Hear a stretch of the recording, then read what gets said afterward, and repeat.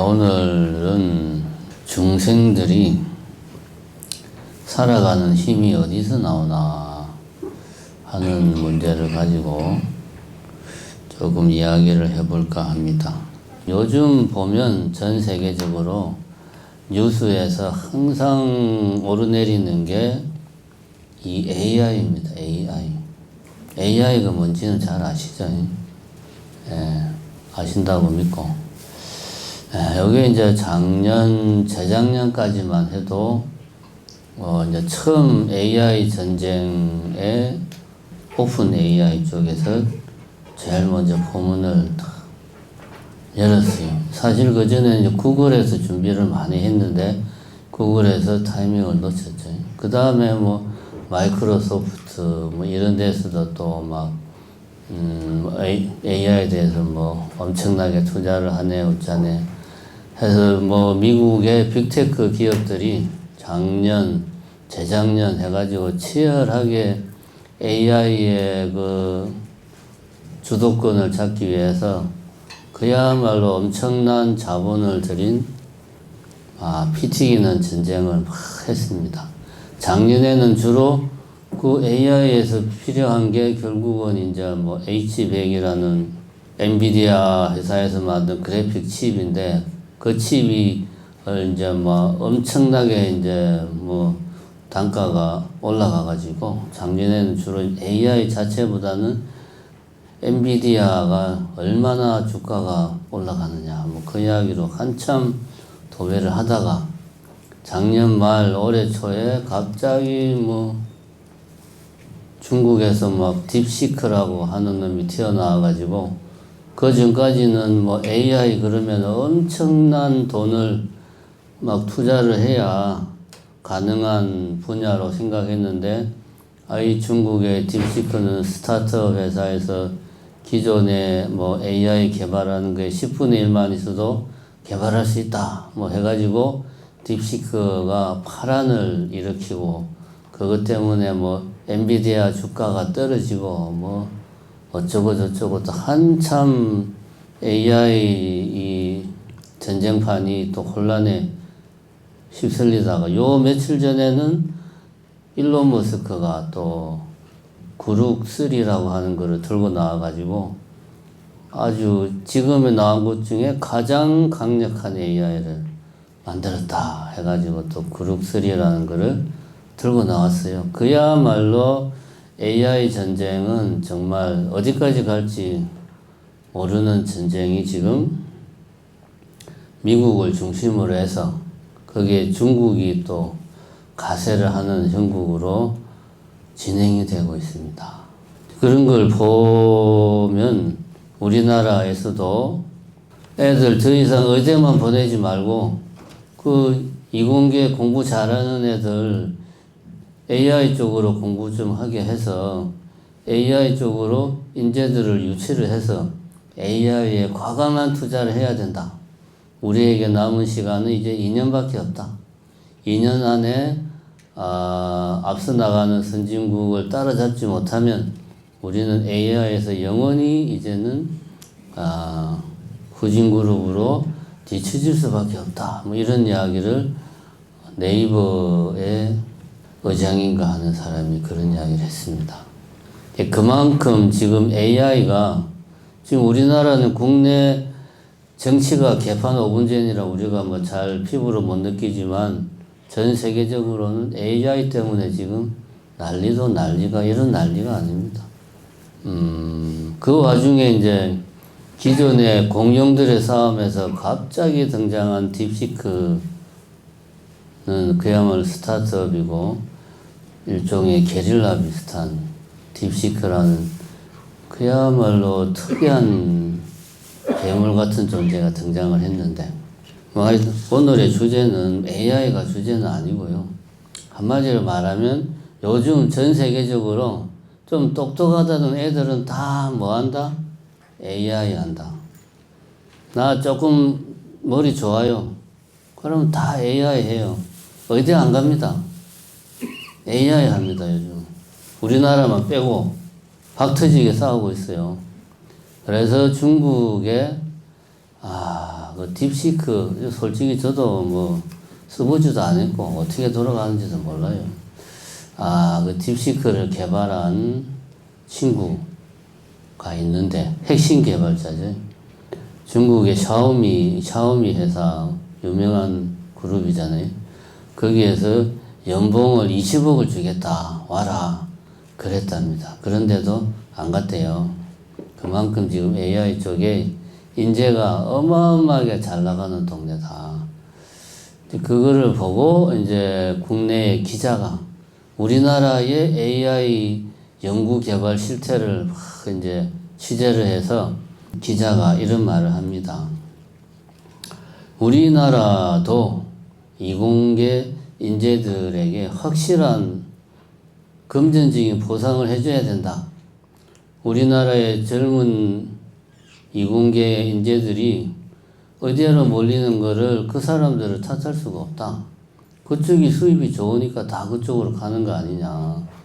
AI가 앞으로 국가의 전망을 결정하는 거면 AI 쪽에 과감한 투자를 해서 AI를 하는 인재들에게 확실하게 경제적으로 보상을 해줘라. 그러면은 우리나라도 AI 된다. 라고 이제 기자가 이야기를 하더라고요. 그 이제 기자의 기사 중에 반도체 전문가 이야기가 나왔습니다. 그 반도체 전문가, 아마 뭐 회사는 말 안 했지만 보아하니 삼성전자쯤 될 것 같아요. 우리나라 반도체 개발한 회사가 뭐 삼성전자, 뭐 하이닉스, 뭐 둘 중 하나니까 자기가 회사에 근무하면서 특허를, 반도체 관련 특허를 43개를 특허를 냈는데 어마어마한 사람이죠. 반도체 연구에 관련해서는. 그랬는데 회사에서 자기가 받은 돈이 얼마냐? 200만 원이 채 안 된다. 이게. 그러고 보면 각서만 엄청나게 많이 썼다 이거지. 이래가지고 누가 어느 이공계의 수재들이 반도체를 개발하고 AI를 하는데 오겠냐. 그 확실하게 금전적 보장을 해줘야 된다. 마치 그 중국의 샤오미에서 딥시크를 개발한 개발자에게 연봉 20억 줄게 와 하는 식으로 우리도 그렇게 해야 된다. 과거에 했던 식으로 뭐 보너스 조금 주고 이래가지고는 택도 없다. 그러니까 다 의대 가는 거 아니냐. 의대는 정년퇴직도 없고 노후도 보장되고 수입도 좋은데 뭐 한다고 그 이공계 저런 데 가서 고생을 하냐. 정책이 잘못됐다. 뭐 이런 이야기를 했습니다. 제가 그 이야기를 보면서 든 생각이 이공계의 젊은 수재들은 돈만 밝히는 애들인가. 걔들을 무슨 뭐 돈밖에 모르는 애들로 하나. 왜 걔들 이야기할 때다 돈 그러지. 그런 생각을 했습니다. 그 다음에 또 최근에 본 기사 중에 하나가 우리나라의 카이스트, 우리나라 뭐 이공계의 이제 수재들은 다 모여있는 데가 카이스트인데, 카이스트에서 상온에서 양자역학적 스핀 펌핑 현상이라는 걸 발견했답니다. 이게 뭐냐? 저도 모릅니다. 이걸 보통 사람은 당연히 모르죠. 뭐 하여튼 엄청나게 중요한 발견을 했답니다. 얼마나 중요하냐 하면 노벨 물리학상 후보로도 손색이 없다. 우리 같은 일반 사람들은 뭐 뭔 내용인지 모르지만 전문가들 사이에서는 그게 엄청나게 중요한 연구 성과다. 뭐 그렇게 이야기를 합니다. 이게 주로 관련된 분야가 이제 데이터 저장. 이게 요즘 AI 이런 거하고 다 연관되어 있어요. AI를 하려면은 데이터 센터가 있어야 되는데 데이터 센터에서 제일 큰 문제가 발열 문제다. 저장을 하려고 하면 이렇게 열이 난다. 이게 우리 핸드폰 좀 쓰면은 뜨거워지잖아요. 이 데이터 센터도 결국은 다 이 저장 장치, 하드디스크 막 그런 건데 뭔가 저장을 하려고 하면은 열이 엄청나게 나. 그런 문제가 있답니다. 이게 열이 나는 게 데이터를 저장하는 데서 데이터 저장하고 관리하는데 발생하는 열이 어느 정도냐 하면 미국 내에서만 요즘 한참 각광받는 비트코인 채굴하는 데 들어가는 전력량이 우리나라 1년 전력량에 맞먹는다고 합니다. 어마어마한 전력이 비트코인 채굴하는 데 소비되는 게 거기에도 또 엄청난 또 발열이 생기고 하겠죠. 이런 문제를 해결할 수 있는 연구 성과라는 거죠. 그러니까 이게 되기만 하면 어마어마한 거죠. 그래서 그런 연구 성과를 이루어냈는데 그 연구를 이끌었던 교수가 나와서 자기가 어떤 연구를 했는가를 일반인들이 알기 쉽도록 설명을 해주는데 물론 봐도 모릅니다. 워낙 그런 전문적인 이야기라. 근데 제가 그걸 보면서 느낀 생각이 저 교수하고 분명히 이제 교수가 연구를 한 건 아닐 거고 밑에 대학원생들이 맨날 밤새면서 실험했을 거 아닙니까? 그건 안 봐도 비디오지.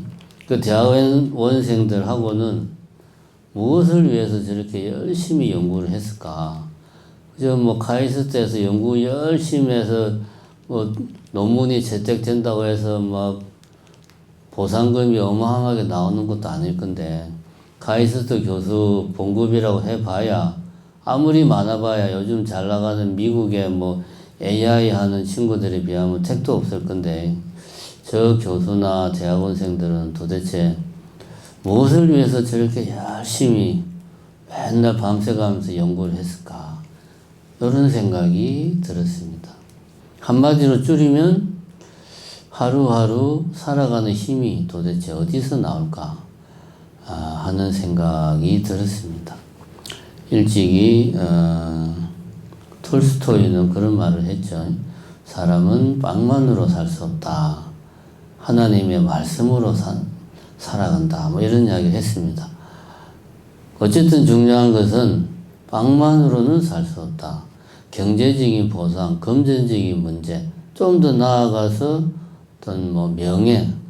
예를 들면 대학 교수들이 연구를 열심히 하는 게 돈만 바라고 하는 건 아니고 그 분야에서 내가 인정받는 사람이 되고 싶다. 일종의 그거는 명예죠. 부와 명예가 우리를 움직이는 힘인가?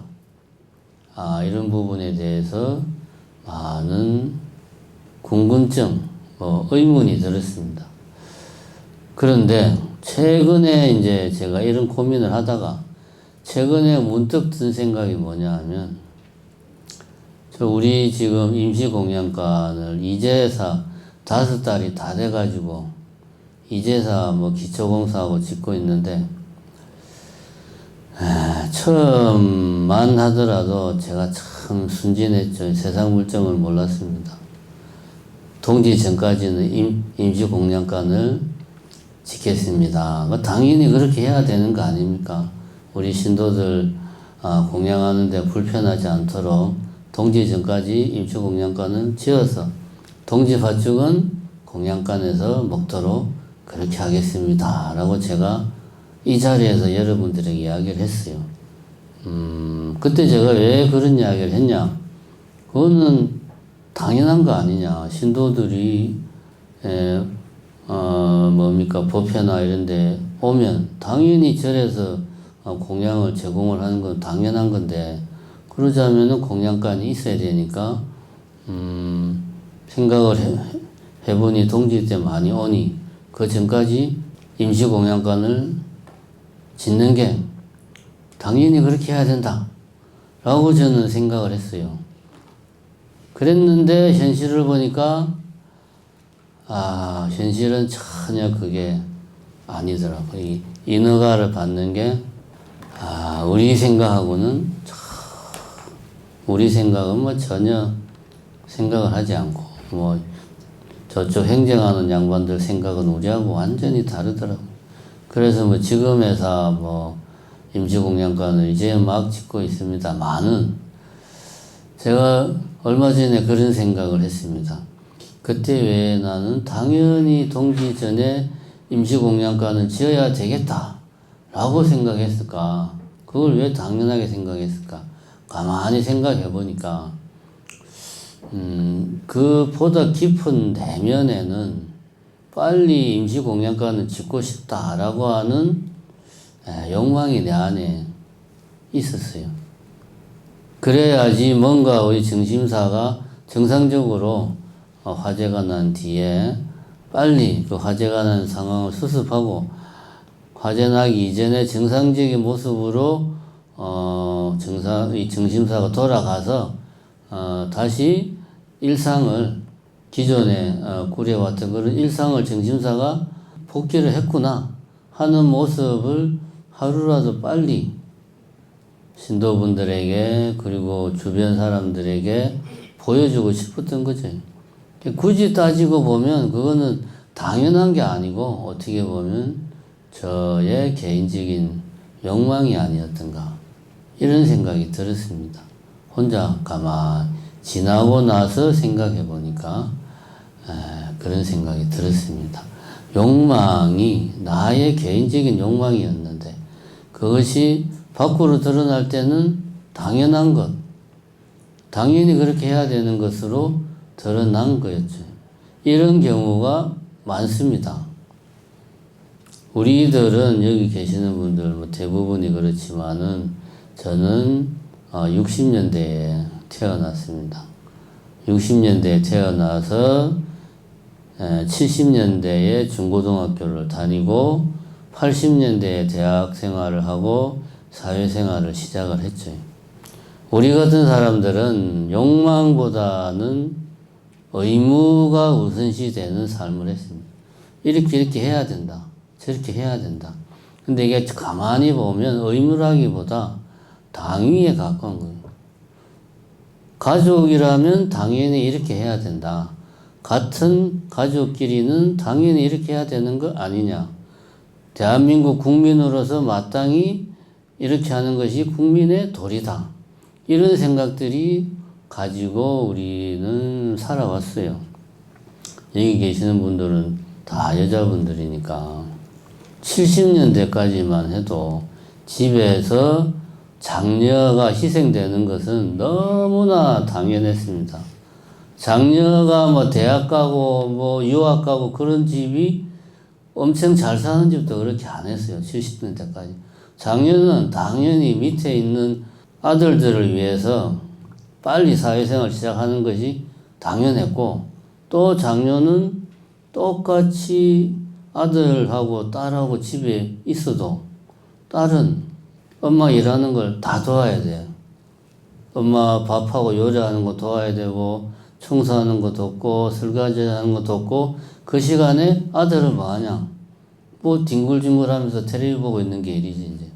그걸 우리는 당연하게 생각을 하는데 그 당연하다는 게 어디서 오느냐? 제가 보기에는 가족은 당연히 우리 가족은 행복해야 돼. 우리 가족은 잘 살아야 돼. 그러자면 아버지 혼자, 엄마 혼자만 노력해서는 힘들어. 그럼 누군가 보태줘야 되는 거야. 그 누군가가 누구지? 우리 집에서 권력 서열이 제일 낮은 사람, 여자 중에서 나이 어린 여자, 딸. 권력 서열이 제일 낮은 게 딸이에요, 집에서. 그러니까 딸이 희생되는 거예요. 가족들의 욕망을 위해서 딸이 희생을 한 거예요. 본인의 의지와 무관하게. 근데 본인들은 그건 당연히 그렇게 하는 거야. 우리 집만 그런 게 아니고 남의 집도 그렇게 하고 당연히 우리 집을 위해서 우리 형제를 위해서 내가 공장에 가서 돈을 벌어야지. 그거 당연한 거 아니에요? 라고 70년대까지는 생각을 했죠. 이게 뭡니까? 욕망이 당위로 포장이 된 거예요. 내가 마치 정심사를 빨리 정상화시키고 싶다라고 하는 나의 개인적인 욕망이 임시공양관을 빨리 짓는 게 당연한 거 아니냐, 신도들을 위해서라고 내 스스로도 생각했던 것처럼 가족의 행복을 위하는 욕망이 당위로 표현된 겁니다. 그래서 누군가는 그 당위에 따라서 희생이 된 거예요. 그게 이제 80년대, 90년대 넘어가면은 이게 좀 달라지죠. 80년대만 되면 이렇게 이제 집안 분위기가 바뀝니다. 아들이랑 딸내미랑 같이 이제 딱 텔레비를 보고 있는데, 엄마가 아들은 일을 안 시키고 딸내미를 시켜. 그러면 딸내미가 그러죠. 왜 나한테만 일을 시키는 거야? 대들고 막. 그럼 또 한 소리 듣고 좀 더 심하면은 한 대 맞고. 그 툴툴거리면서 또 시킨 일은 다 해. 90년도가 되면 그림이 많이 달라지죠. 똑같이 텔레비를 보고 있어. 엄마가 뭐라고 하면 딸내미는 말을 아예 듣지를 않죠. 2000년대가 되면 아들, 딸 구별 안 하고 다 소중해가지고 물도 대지 마라. 부엌 근처에도 오지 마라. 그렇게 바뀝니다. 이것이 의미하는 게 뭐냐 하면 우리는 우리 안에 욕망이 당연히 그렇게 해야 되는 것으로 우리들의 욕망을 변화를 시켜서 변질을 시켜가지고 그 당위성으로 우리를 움직이는 시대에 살았어요. 최소한 우리나라는 90년대까지는 그렇게 살았습니다. 그 결과 내가 원하지 않는 삶도 살아야 했던 경우가 많다. 당연히 그렇게 해야 돼. 근데 이게 문제가 뭐냐? 여기 처음에는 맥히는데 좀 지나면은 내가 왜 그렇게 살아야 되지? 나도 대학 가고 싶어. 왜 쟤만 대학 보내주고 나는 안 보내주는 거야? 문제 제기를 하는 거지. 좀 지나면은 당연한 게 안 먹히는 거예요. 이런 문제가 있습니다. 두 번째는 우리 욕망이 요즘 친구들은 보면 우리 세대하고 다르게 욕망에 충실합니다. 충실한데 자신의 욕망을 비교를 통해서만 확인을 해요. 누가 더 공부를 잘하냐? 누가 더 평수가 큰 집에 사냐?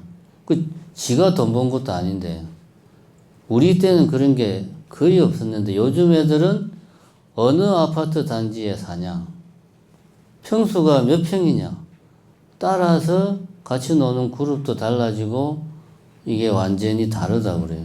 그 다음에 차가 무슨 차냐? 이게 욕망이 비교 가능해야 돼. 그래서 내가 쟤보다 더 낫다 못하다. 쉽게 말하면 나의 스펙이 어느 정도냐로 본인의 욕망을 본인 스스로가 평가하는 거예요. 요즘 친구들이. 그러니까 요즘 친구들은 욕망의 노예가 된 거죠. 스펙 쌓는데 올인하고 있는 거죠.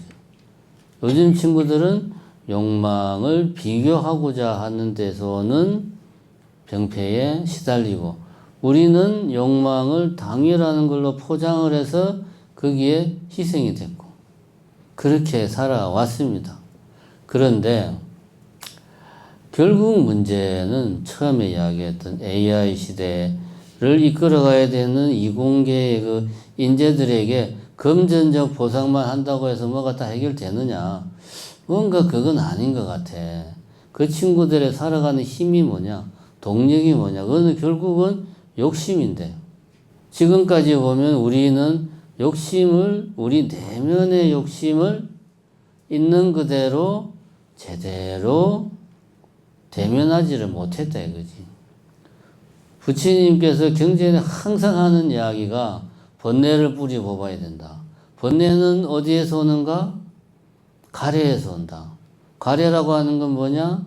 욕심이라는 게 탐욕이 되고 탐욕이 커지면 애착이 되고 이런 것들이 결국은 가래가 되는 것이다. 이런 이야기를 해요.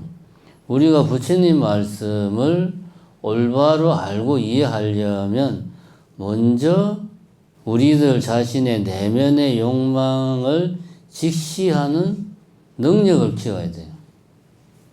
말로만 가래에서 번뇌가 오고 번뇌를 없애면 깨달음이 이루어지고 말로만 그런 거 해봐야 아무 소용없습니다. 내 자신의 욕망과 대면하고 내가 뭘 원하는지 내가 뭘 하고 싶어 하는지를 있는 그대로 나의 내면을 관찰할 수 있는 능력 그런 훈련이 되지 않고서는 아무리 금전적 보상을 해줘도 아무리 명예를 보장해줘도 그런 것들은 한계가 있더라. 결국 중요한 것, 살아가는 힘은 어디에서 나오나? 나의 내면의 욕망. 욕망은 한마디로 말하면 내 마음이죠. 내 마음을 있는 그대로 관찰하는 능력, 관찰하는 힘, 거기에서 살아가는 힘이 나오는데 우리는 이거를 제대로 보지 못해가지고 인생이 괴롭고 고달프다 이겁니다. 요즘을 잘 명심을 하고 우리가 부처님 말씀 이전에 우리의 욕망이 당위로 변질이 되고 우리의 욕망이 비교의 대상이 되면서 우리 스스로가 나의 이 내면의 욕망을 제대로 보지 못하는구나 라는 걸 먼저 깨달아야 돼요. 그 다음에 번뇌를 이야기해야지. 자기 욕망도 제대로 보지 못하면서 우리 집에 손녀가 있는데 공부를 잘해. 의대 가야 돼. 왜 의대 가야 되는데? 그냥 주변에서 그러니까. 이러면 안 됩니다. 이 손녀가 행복하려면 그래 너는 의대 가야 된다. 그래야 네 인생이 행복해. 이렇게 세뇌를 시키는 것보다 그 손녀가 자기의 욕망을 있는 그대로 자기 내면을 관찰할 수 있는 그런 능력, 그런 힘을 사실은 제공해 주는 게 더 우선입니다. 그러한 능력은 불교를 공부하고 불교 부처님의 가르침을 실천하고 수행하는 데서 오는 거예요. 그러니까 사실은 그런 데서 우리의 진정한 살아가는 힘이 나온다 하는 거 꼭 명심하시고 우선은 내 마음에 나의 욕망, 내 마음이 지금 무슨 짓을 하고 있는가, 내 마음이 지금 뭘 원하는가를 놓치지 않고 잘 살피는 훈련을 하자. 그게 살아가는 힘이 된다 하는 이야기 오늘 했습니다. 감사합니다.